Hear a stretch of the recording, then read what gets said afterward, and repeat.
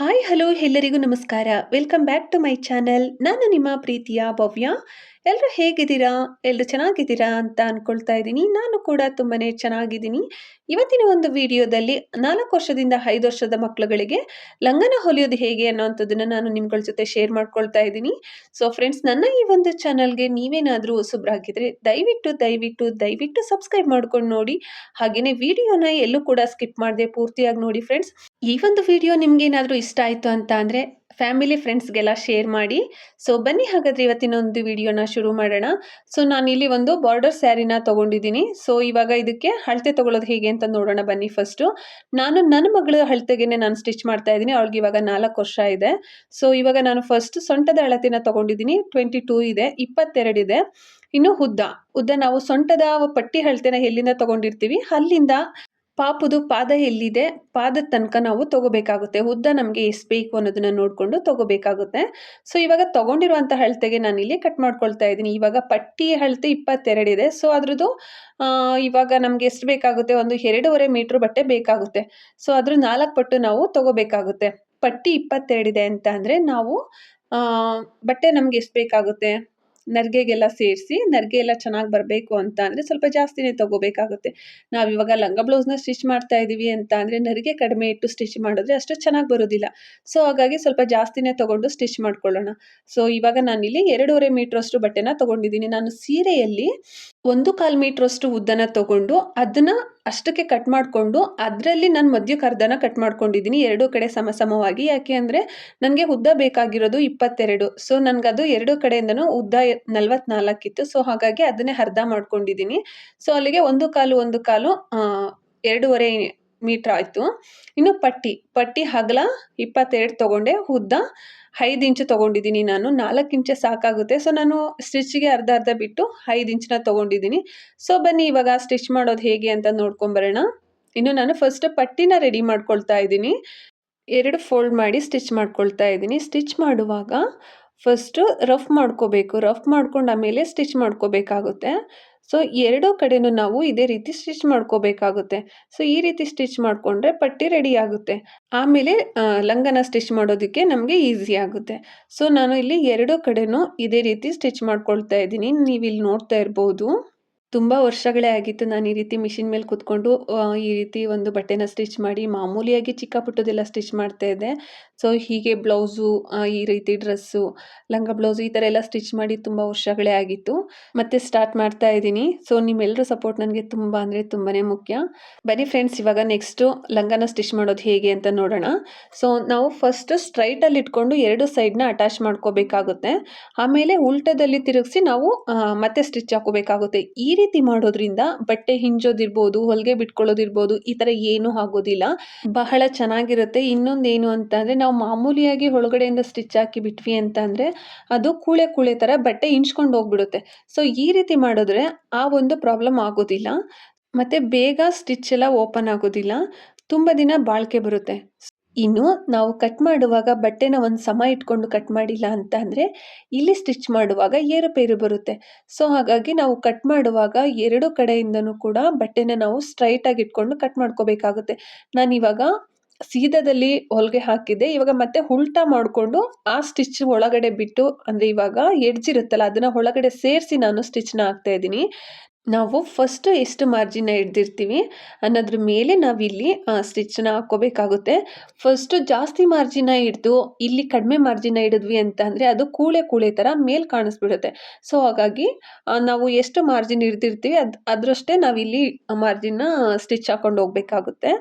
So ನೀವಿಲ್ಲಿ ನೋಡ್ತಾ ಇರ್ಬೋದು ನಾನು ಯಾವ ರೀತಿ ಹಾಕ್ತಾ ಇದ್ದೀನಿ ಅಂತ. ಹಾಕಿ ಆದಮೇಲೆ ತೋರಿಸ್ತೀನಿ ನಿಮಗೆ ಯಾವ ಥರ ಇದೆ ಅಂತ ಹೇಳಿ. ನೀವಿಲ್ಲಿ ನೋಡ್ತಾ ಇರ್ಬೋದು, ಕೂಳೆ ಆ ಥರ ಏನು ಬಂದಿಲ್ಲ, ಎಕ್ಸ್ಟ್ರಾ ಪೀಸಸ್ ಏನು. ಒಂದು ಸೈಡ್ ಮಾತ್ರ ನಾನು ಸ್ಟಿಚ್ ಮಾಡಿಕೊಂಡೆ, ಇನ್ನೊಂದು ಸೈಡು ಜಿಗ್ಜ್ಯಾಗ್ ಮಾಡಿರೋದಿದೆ. ಸೊ ಹಾಗಾಗಿ ಸ್ಟಿಚ್ ಮಾಡ್ಕೊತ ಇಲ್ಲ, ಏನು ತೊಂದರೆ ಇಲ್ಲ. ಡಬಲ್ ಸ್ಟಿಚ್ ಹಾಕಿ ನಾನು ರೆಡಿ ಮಾಡ್ಕೋತೀನಿ. ಸೊ ಇನ್ನು ನಾವು ಲಂಗನ ಹೊಲಿಬೇಕು ಅಂತ ಅಂದರೆ ಫಸ್ಟ್ ನಾವು ಫ್ರಿಲ್ ಯಾವ ಕಡೆಯಿಂದ ಮಾಡ್ತೀವಿ ಅಲ್ಲಿಂದ ಒಂದು 3 ಇಂಚ್ ಕೆಳಗಡೆ ಒಂದು ಫೋಲ್ಡ್ ಮಾಡಿ ಸ್ಟಿಚ್ ಮಾಡ್ಕೋಬೇಕಾಗುತ್ತೆ. ಎರಡು ಸೈಡು ಓಪನ್ ಇರುತ್ತಲ್ವ ಆ ಸೈಡು ನಾವು ಈ ರೀತಿ ಸ್ಟಿಚ್ ಮಾಡ್ಕೋಬೇಕಾಗುತ್ತೆ.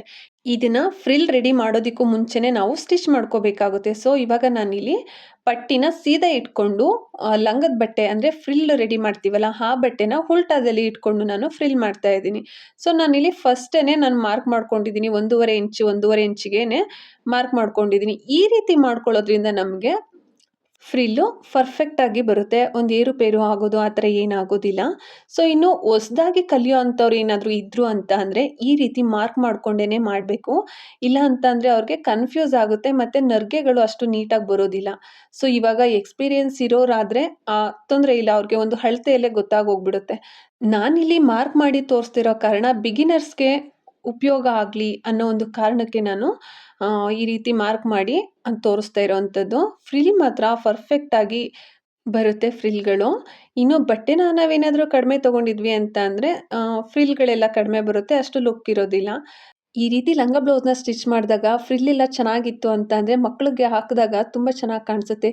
ಫ್ರಿಲ್ಲೆಲ್ಲ ಕಡಿಮೆ ಇತ್ತು ಅಂತ ಅಂದರೆ ಅಷ್ಟು ಚೆನ್ನಾಗಿರೋದಿಲ್ಲ, ಮಕ್ಳಿಗೂ ಇಷ್ಟ ಆಗೋದಿಲ್ಲ, ನಮಗೂ ನೋಡೋದಕ್ಕೆ ಅಷ್ಟು ಸಮಾಧಾನ ಅಂತ ಅನಿಸೋದಿಲ್ಲ. ಹಾಗಾಗಿ ಸೊಂಟದ ಪಟ್ಟಿ ಅಳತೆ ಎಷ್ಟಿರುತ್ತೆ ಅದ್ರ 4ರಷ್ಟು ಬಟ್ಟೆನ ನಾವು ತೊಗೊಂಡು ಸ್ಟಿಚ್ ಮಾಡಿದ್ರೆ ಪರ್ಫೆಕ್ಟಾಗಿ ನೆರಿಗೆಗಳು ಬರುತ್ತೆ, ನೋಡೋದಕ್ಕೂ ತುಂಬ ಚೆನ್ನಾಗಿರುತ್ತೆ. ಸೊ ಅದು ಅಲ್ಲದೆ ನಾವು ಈ ರೀತಿ ಮಾರ್ಕ್ ಮಾಡಿಕೊಂಡು ಮಾಡೋದ್ರಿಂದ ನಮಗೆ ಇನ್ನೂ ನೀಟಾಗಿ ಎಲ್ಲ ಒಂದೇ ಸಮಕ್ಕೆ ನೆರಿಗೆಗಳು ಕೂತ್ಕೊಳ್ಳುತ್ತೆ, ನೋಡೋದಕ್ಕೆ ಮಾತ್ರ ತುಂಬಾ ಚೆನ್ನಾಗಿ ಕಾಣಿಸ್ತಾ ಇರುತ್ತೆ. ಸೊ ಈ ರೀತಿ ಮಾರ್ಕ್ ಮಾಡ್ಕೊಳ್ಳೋದ್ರಿಂದ ಅದರಲ್ಲೂ ಬಿಗಿನರ್ಸ್ಗಳಿಗೆ ಒಂದ್ಸಲ ಕನ್ಫ್ಯೂಸ್ ಆಗ್ಬೋದು. ಸೊ ಮತ್ತೆ ನೀವು ಸ್ಟಿಚ್ ಮಾಡುವಾಗ ಏನು ಕನ್ಫ್ಯೂಷನ್ ಇರೋದಿಲ್ಲ. ನೀವು ಫಸ್ಟ್ ಸ್ಟಿಚ್ ಮಾಡುವಾಗ ಏನು ಮಿಸ್ಟೇಕ್ ಮಾಡಿದ್ರಿ ಅದನ್ನು ನೆಕ್ಸ್ಟ್ ಸ್ಟಿಚ್ ಮಾಡುವಾಗ ಗೊತ್ತಾಗುತ್ತೆ, ನಾನು ಏನು ಮಾಡಿದ್ದೆ, ಯಾವ ಥರ ಮಾಡಬೇಕು ಅಂತ. ಸೊ ಆಮೇಲೆ ನಿಮ್ಗೆ ಅವಶ್ಯಕತೆ ಇರೋದಿಲ್ಲ ಮಾರ್ಕ್ ಮಾಡ್ಕೊಳ್ಳೋ ಅಂಥದ್ದು. ಹೊಸ್ದಾಗಿ ಯಾರಾದ್ರೂ ಮಕ್ಕಳಿಗೆ ಲಂಗ ಬ್ಲೌಸ್ ಹೊಲಿಬೇಕು ಅಂತ ಏನಾದ್ರೂ ಟ್ರೈ ಮಾಡ್ತಾ ಇದ್ರೆ ಸೊ ಈ ರೀತಿ ಟ್ರೈ ಮಾಡಿ, ತುಂಬಾ ಯೂಸ್ಫುಲ್ ಆಗುತ್ತೆ, ಹಾಗೆಯೇ ನೋಡೋದಕ್ಕೂ ಕೂಡ ನೀಟಾಗಿ ಕಾಣಿಸುತ್ತೆ. ಸೊ ನಾವು ಹೊಲ್ದಿರೋದು ಇಷ್ಟು ಚೆನ್ನಾಗಿ ಬಂದಿದೆಯಾ ಅನ್ನೋಂಥ ಒಂದು ಖುಷಿ ನಿಮಗೂ ಕೂಡ ಆಗುತ್ತೆ. ಹಾಗಲ್ಲ ಅಂತ ಕುತ್ಕೊಂಡ್ರೆ ಯಾವ ಕೆಲಸನೂ ಆಗೋದಿಲ್ಲ. ಒಂದ್ಸಲ ಟ್ರೈ ಮಾಡೋಣ ಅಂತ ಮಾಡಿ ನೋಡಿ, ಸರಿ ಬಂದಿಲ್ವಾ ಮತ್ತೊಮ್ಮೆ ಟ್ರೈ ಮಾಡಿ, ಎಷ್ಟು ಸಲ ಸರಿ ಬರೋದಿಲ್ಲ, ಸರಿ ಬಂದೇ ಬರುತ್ತೆ. ಒಂದ್ಸಲ ಹಾಳಾಗ್ಬೋದು, 2 ಸಲ ಹಾಳಾಗ್ಬೋದು, 3ನೇ ಸಲಕ್ಕೆ ಅದು ನಮಗೂ ಕೂಡ ಅರ್ಥ ಆಗುತ್ತೆ. ಅದರಲ್ಲಿ ಮಾಡಿರೋ ಅಂಥ ತಪ್ಪನ್ನ ನಾನು ನೆಕ್ಸ್ಟ್ ಮಾಡಬಾರ್ದು ಅಂತೇಳಿ ನಾವೇ ತಿದ್ಕೊಂತೀವಿ. ಸೊ ಇಂಟ್ರೆಸ್ಟ್ ಕೊಟ್ಟು ಕೆಲಸನ ಮಾಡಬೇಕು ಅಷ್ಟೇ ಇಲ್ಲಿ. ಇನ್ನು ಇಲ್ಲಿ ಮುಖ್ಯವಾಗಿ ಪಟ್ಟಿಗೆ ನಾವು ಫ್ರಿಲ್ನ ಅಟ್ಯಾಚ್ ಮಾಡುವಾಗ ಸೊ ನಾವು ಪಟ್ಟಿಗೆ ಒಂದು ಸೆಂಟ್ರಿಗೆ ನ್ಯಾಚ್ ಹಾಕೋಬೇಕಾಗುತ್ತೆ. ಸೊ ನ್ಯಾಚ್ ಹಾಕೊಂಡಾಗ ನಮಗೆ ಫ್ರಿಲ್ ಎಷ್ಟಕ್ಕೆ ಬರ್ತಿದೆ ಅನ್ನೋ ಅಂಥದ್ದು ನಮಗೆ ಪರ್ಫೆಕ್ಟಾಗಿ ಗೊತ್ತಾಗ್ಬಿಡುತ್ತೆ. ವಿಡಿಯೋದಲ್ಲಿ ಪಟ್ಟಿಗೆ ಸೆಂಟ್ರಿಗೆ ಮಾರ್ಕ್ ಮಾಡೋದು ಮಿಸ್ ಆಗಿದೆ, ಸೊ ಅದಕ್ಕೆ ಹೇಳ್ತಾ ಇದ್ದೀನಿ.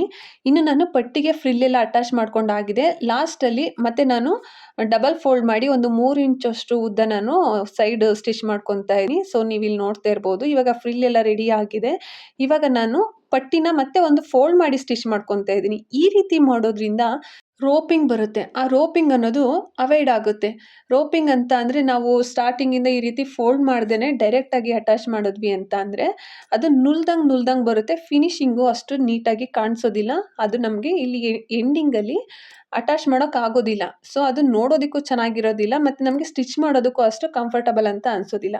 ಸೊ ಅಂಥ ಒಂದು ಟೈಮಲ್ಲಿ ಈ ರೀತಿ ನಾವು ಫಸ್ಟೇ ಎಡ್ಜ್ನ ಒಂದು ಅರ್ಧ ಇಂಚಷ್ಟು ನಾವು ಫೋಲ್ಡ್ ಮಾಡಿ ಸ್ಟಿಚ್ ಮಾಡ್ಕೊಂಡ್ವಿ ಅಂತ ಅಂದರೆ ರಿಸ್ಕ್ ಇರಲ್ಲ, ಆರಾಮಾಗಿ ನಾವು ಸ್ಟಿಚ್ ಮಾಡ್ಕೊಂಡು ಹೋಗ್ಬೋದು. ಸೊ ಅದಕ್ಕೋಸ್ಕರ ನಾನಿಲ್ಲಿ ಈ ರೀತಿ ಸ್ಟಿಚ್ ಮಾಡ್ಕೊತಾ ಇದ್ದೀನಿ.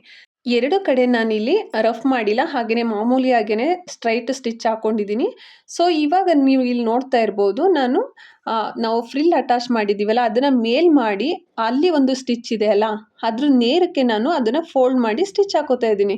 ನೀವಿಲ್ಲಿ ನೋಡ್ತಾ ಇರ್ಬೋದು ಯಾವ ರೀತಿ ಅಂತ ಹೇಳಿ. ನಾವು ಸ್ಟಿಚ್ ಮಾಡುವಾಗ ಫ್ರಿಲ್ ಅಟ್ಯಾಚ್ ಮಾಡಿರೋ ಅಂಥದ್ದು ಮೇಲಕ್ಕೆ ಹೋಗಬೇಕು ಅಂದರೆ ಪಟ್ಟಿ ಸೈಡ್ಗೆ ಹೋಗಬೇಕು. ಸೊ ಕೆಳಗಡೆಗೆ ಬಂದರೆ ಅದು ಅಟ್ಯಾಚ್ ಮಾಡೋಕ್ಕಾಗೋದಿಲ್ಲ, ಚೆನ್ನಾಗೂ ಕಾಣೋದಿಲ್ಲ. ಸೊ ಹಾಗಾಗಿ ಮೇಲ್ಗಡೆ ಮಾಡಿಕೊಂಡು ನಾವು ಸ್ಟಿಚ್ ಮಾಡಬೇಕಾಗುತ್ತೆ. ಸೊ ಫಸ್ಟ್ ಸ್ವಲ್ಪ ರಫ್ ಮಾಡ್ಕೊಳ್ಳೋಣ, ರಫ್ ಮಾಡಿಕೊಂಡು ಸ್ವಲ್ಪನೇ ಸ್ಟಿಚ್ ಮಾಡ್ಕೊಂಡು ಹೋಗೋಣ. ಕೊನೆ ತನಕನೂ ಇದೇ ರೀತಿ ನಾವು ಸ್ಟಿಚ್ ಮಾಡ್ಕೋಬೇಕಾಗುತ್ತೆ. ಆ ಪಟ್ಟಿಗೆ ನಾವು ಅಟ್ಯಾಚ್ ಮಾಡಿರುವಂಥ ಫ್ರಿಲ್ಲು ಮೇಲ್ಭಾಗದಲ್ಲೇ ಇರಬೇಕು. ನೀವು ಇಲ್ಲಿ ನೋಡ್ತಾ ಇರ್ಬೋದು, ಸ್ಟ್ರೈಟಾಗಿ ಬರ್ತಿದೆ ಸ್ಟಿಚ್ಚು, ಮತ್ತು ಪಟ್ಟಿನೂ ಕೂಡ ಸ್ಟ್ರೈಟಾಗೇ ಬರ್ತಾ ಇದೆ, ಎಲ್ಲೂ ಕೂಡ ರೋಪಿಂಗ್ ಆಗ್ತಾ ಇಲ್ಲ. ಸೊ ನಾನು ಎಳೆಯೋದು ಆ ಥರ ಏನೂ ಮಾಡ್ತಾ ಇಲ್ಲ. ಪಟ್ಟಿ ಯಾವ ರೀತಿ ಇದೆ ಮತ್ತು ಫ್ರಿಲ್ ಯಾವ ರೀತಿ ಇದೆ ಅದೇ ರೀತಿ ಫ್ರೀಯಾಗಿ ನಾನು ಸ್ಟಿಚ್ ಮಾಡ್ತಾ ಇದ್ದೀನಿ. ಕೆಲವೊಂದ್ಸಲ ಹೆಂಗಾಗುತ್ತೆ ಅಂತ ಅಂದ್ರೆ ಪಟ್ಟಿನ ನಾವು ಮೇಲ್ಗಡೆ ಸ್ಟಿಚ್ ಮಾಡ್ಕೊಂಡಿಲ್ಲ ಅಂತ ಅಂದಾಗ, ಸೊ ಅದು ರೋಪಿಂಗ್ ಆದಂಗೆ ಆಗ್ಬಿಡುತ್ತೆ, ಎಳ್ದಂಗೆ ಬಂದ್ಬಿಡುತ್ತೆ. ಅವಾಗ ಅದು ಅಷ್ಟು ನೀಟಾಗಿ ಬರೋದಿಲ್ಲ. ಈ ರೀತಿ ಮಾಡ್ಕೊಂಡ್ರೆ ನಮಗೆ ಪರ್ಫೆಕ್ಟ್ ಆಗಿ ಯಾವುದೇ ರೀತಿ ರೋಪಿಂಗ್ ಇಲ್ದೇನೆ ಸ್ಟ್ರೈಟ್ ಆಗಿ ಬರುತ್ತೆ. ನೋಡೋದಕ್ಕೂ ಕೂಡ ತುಂಬಾನೇ ಚೆನ್ನಾಗಿರುತ್ತೆ. ನೀವಿಲ್ಲಿ ನೋಡ್ತಾ ಇರ್ಬೋದು, ಉದ್ದ ಗುಡ್ಡ ಆ ಥರ ಏನು ಬರಲಿಲ್ಲ. ನನಗೆ ಕರೆಕ್ಟಾಗಿ ಕೊನೆ ತನಕ ಒಂದೇ ಸಮಕ್ಕೆ ಬಂದಿದೆ. ಇವಾಗ ಲಾಸ್ಟಲ್ಲಿ ಸ್ವಲ್ಪ ರಫ್ ಮಾಡ್ಕೊಳ್ತಾ ಇದ್ದೀನಿ. ನೆಕ್ಸ್ಟ್ ವಿಡಿಯೋದಲ್ಲಿ ಬ್ಲೌಸ್ ಕಟಿಂಗ್ ಹೇಗೆ ಮಾಡೋದು, ಹಾಗೇನೆ ಸ್ಟಿಚಿಂಗ್ ಹೇಗೆ ಮಾಡೋದು ಅನ್ನೋಂಥದ್ದನ್ನ ನಾನು ನಿಮ್ಗಳ ಜೊತೆ ಶೇರ್ ಮಾಡ್ಕೊಳ್ತೀನಿ. ಇವಾಗ ಪಟ್ಟಿಗೆ ಫ್ರಿಲ್‌ನ ಅಟ್ಯಾಚ್ ಮಾಡಿದ್ದಾಗಿದೆ. ಸೊ ಉಲ್ಟದಲ್ಲೇನೆ ಇನ್ನೊಂದು ಸೈಡ್ ಓಪನ್ ಇರುತ್ತಲ್ವಾ, ಅದನ್ನ ನಾವು ಸ್ಟಿಚ್ ಮಾಡ್ಕೊಳ್ಳೋಣ. ಇನ್ನೊಂದು ಕಡೆ ಸ್ಟಿಚ್ ಮಾಡ್ಕೊಂಡ್ವಲ್ಲ, ಆ ಥರ ಸ್ಟಿಚ್ ಮಾಡೋದೇನು ಬೇಕಿಲ್ಲ. ಯಾಕೆ ಅಂದರೆ ಇದು ಎರಡೂ ಕಡೆನೂ ಕೂಡ ಜಿಗ್‌ಜಾಗ್ ಆಗಿದೆ. ಸೊ ಹಾಗಾಗಿ ನಾನು ಹಾಗೇನೆ ಡಬಲ್ ಸ್ಟಿಚ್‌ನ ಹಾಕ್ಕೊಳ್ತಾ ಇದ್ದೀನಿ. ಇಲ್ಲೂ ಕೂಡ ಅಷ್ಟೇನೆ, ನಾವು ಕಟ್ ಮಾಡುವಾಗ ಎರಡೂ ಕಡೆನೂ ನಾವು ನೀಟಾಗಿ ಇಟ್ಕೊಂಡು ಒಂದೇ ಸಮಕ್ಕೆ ಇಟ್ಕೊಂಡು ಕಟ್ ಮಾಡಿಲ್ಲ ಅಂತ ಅಂದರೆ ಇಲ್ಲೂ ಕೂಡ ಏರುಪೇರು ಬಂದ್ಬಿಡುತ್ತೆ. ಸೊ ನಾವು ಕಟ್ ಮಾಡುವಾಗ ಬಟ್ಟೆನ ಒಂದೇ ಸಮ ಇಟ್ಕೊಂಡು ಕಟ್ ಮಾಡಬೇಕಾಗುತ್ತೆ. ಫೈನಲಿ ಲಂಗ ರೆಡಿ ಆಗಿದೆ. ಹೇಗೆ ಬಂದಿದೆ ಅಂತ ನಾನು ನಿಮಗೆ ತೋರಿಸ್ತೀನಿ. ಫ್ರೆಂಡ್ಸ್, ವಿಡಿಯೋದಲ್ಲಿ ನಾನು ಮಾತಾಡುವಾಗ ಉಚ್ಚಾರಣೆ ತಪ್ಪಿತ್ತು ಅಂತ ಅಂದರೆ ದಯವಿಟ್ಟು ತಪ್ಪಾಗಿ ತಿಳ್ಕೊಬೇಡಿ. ನೀವಿಲ್ಲಿ ನೋಡ್ತಾ ಇರ್ಬೋದು, ಫೈನಲಿ ರೆಡಿ ಆಗಿದೆ ಲಂಗ. ಔಟ್ಪುಟ್ ಹೇಗಿದೆ ಅಂತ ತೋರಿಸ್ತೀನಿ ಬನ್ನಿ ಫ್ರೆಂಡ್ಸ್. ಐರನ್ ಹಾಕಿಲ್ಲ, ಹಾಕ್ದೇನೆ ಈ ಥರ ಇದೆ. ಐರನ್ ಹಾಕಿದ್ರೆ ಇನ್ನೂ ನೀಟಾಗಿ ಕಾಣಿಸುತ್ತೆ. ಸೊ ಫ್ರೆಂಡ್ಸ್, ಈ ಒಂದು ವಿಡಿಯೋ ನಿಮಗೆಲ್ಲ ಇಷ್ಟ ಆಗುತ್ತೆ ಅಂತ ಭಾವಿಸ್ತಾ ಇದ್ದೀನಿ. ಸ್ಟಿಚಿಂಗ್ ಬಗ್ಗೆ ಏನಾದರೂ ಡೌಟ್ ಇತ್ತು ಅಂದರೆ ಕಮೆಂಟ್ ಮಾಡಿ. ಸೊ ಫ್ರೆಂಡ್ಸ್, ನನ್ನ ಈ ಒಂದು ಚಾನಲ್ಗೆ ನೀವೇನಾದರೂ ಹೊಸಬ್ರಾಗಿದ್ದರೆ ದಯವಿಟ್ಟು ಸಬ್ಸ್ಕ್ರೈಬ್ ಮಾಡ್ಕೊಂಡು ನೋಡಿ. ಹಾಗೆಯೇ ಇಷ್ಟ ಆದರೆ ಲೈಕ್ ಮಾಡಿ, ಕಮೆಂಟ್ ಮಾಡಿ, ಶೇರ್ ಮಾಡಿ. ವಿಡಿಯೋನ ಕೊನೆವರೆಗೂ ನೋಡಿದ್ದಕ್ಕೆ ಧನ್ಯವಾದಗಳು.